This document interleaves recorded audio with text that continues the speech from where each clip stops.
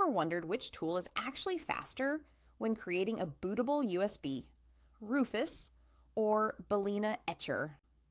If you've struggled with slow USB burning or long waits, stick around because today we're putting Rufus speed to the test against a popular alternative and revealing which one really saves you time in 2025.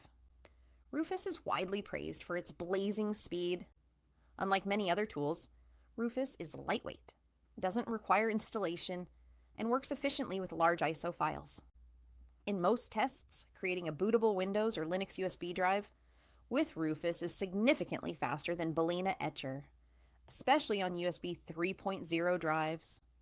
Where Etcher might take 10 to 15 minutes to complete a Windows ISO, Rufus can often finish in under 5 minutes, depending on the file size and USB speed. One reason Rufus is so fast is that it writes data directly to the USB drive with minimal overhead.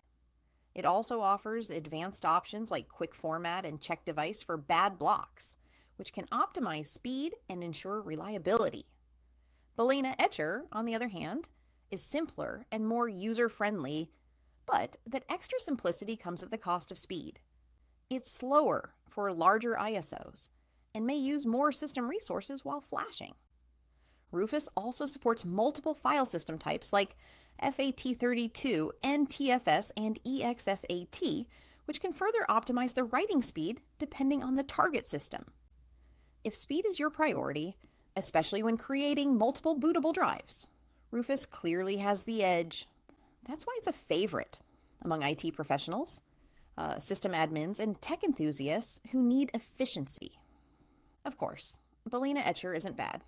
It's ideal for beginners who want simplicity without worrying about settings. But if you're looking to save time and maximize efficiency, Rufus wins in almost every speed comparison scenario.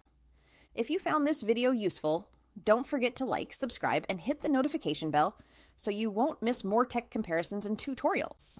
Thanks for watching, and I'll see you in the next one.